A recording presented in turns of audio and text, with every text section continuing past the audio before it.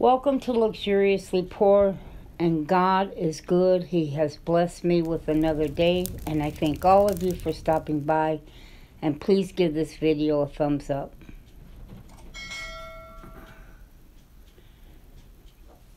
Now, something went wrong with my other video. I don't know what happened, but my voice wasn't in it, so I had to delete it and redo it again.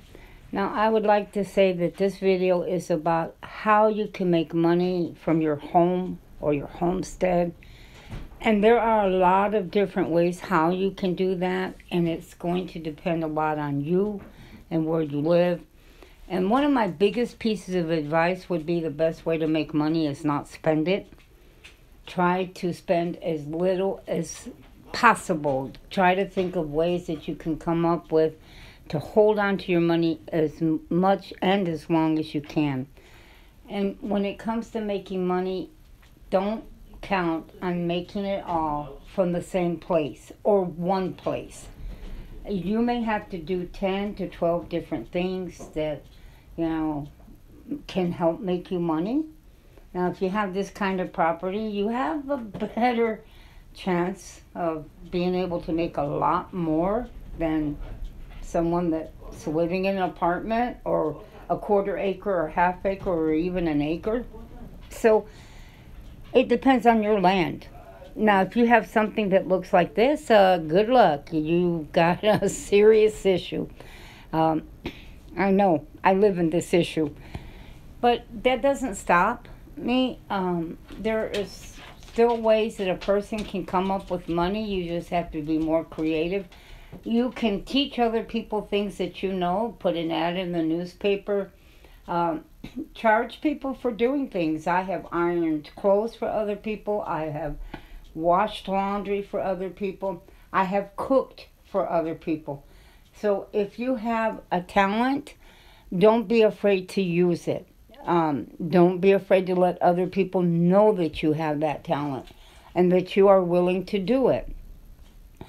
If you've got a green thumb, cut off some plants. If you have plants and a lot of them, cut them, root them, pot them. Start you a mini garden center in your yard. People love to stop when they see signs and check things out.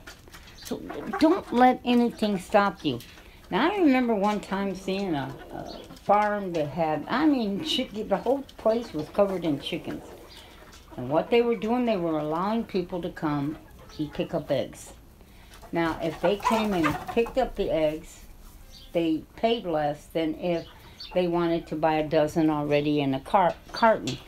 Well, they had a whole lot of people there. Now, you've got to remember, they were really not feeding these chickens very much because they were allowing these chickens to roam around and graze. And so they were saving a lot of money when it come to feed on the chickens because they weren't really supplying much. Is that something that would work in your area? Do you cook good enough that you could sell to other people, their lunch, making lunch for them?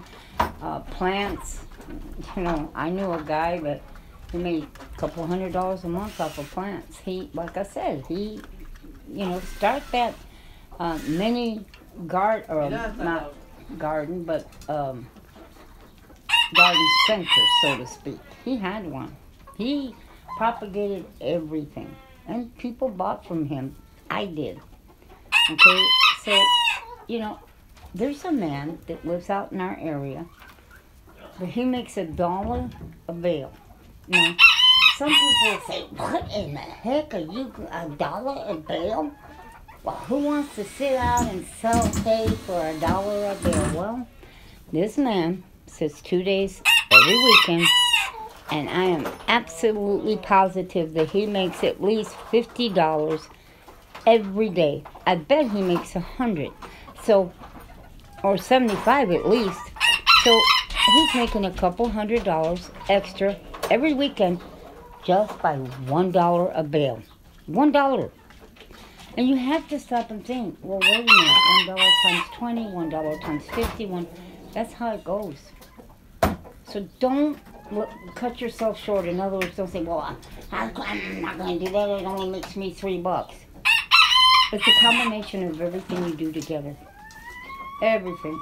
There's a guy that sells wood, the cord of wood. He goes around, picks up trees, cuts them up. He sells them on Craigslist. If you can crochet, knit, that is something that you can do, that you can actually charge money for it. There's so many things that you can think about it. I mean, yes, it's not easy to think of all the different things. It's a possibility that maybe that you can do. But plants, tomato plants, pepper plants in a 6-pack, it's a combination of everything you can do together. It just is. If you can't sell it, then say, I'll take a donation of such and such. In other words, if it is not something you can do in your area, then accept a donation of a certain amount.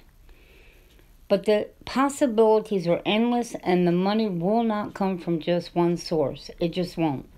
I doubt it, maybe, but most time it is a combination of a person doing 5, 6, 7, 8 different things that brings it all together. Be willing to teach other people to do what you do. If you know how to make a loaf of bread, maybe you're a mechanic. Most mechanics are already doing things on the side. But women have much more, many times, a variety of things that they can do. And they can put ads in the paper. There are people that have sold loaves of bread for $6 or $7 a loaf, and they're making $4 or $5 profit off of every loaf. Be willing to try different things. Put it yourself out there and let people know that this is what you're doing.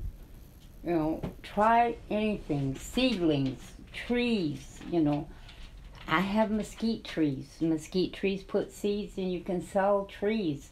Willow trees, usually you can cut a branch from them and stick them in water, and they will regrow themselves. Check into it. Do you have rose bushes? Clip off a branch and start roses. I actually know a man who has been doing that kind of thing for many years. And he has made some very good money every single weekend by putting his plants out on the side of the road next to his vehicle.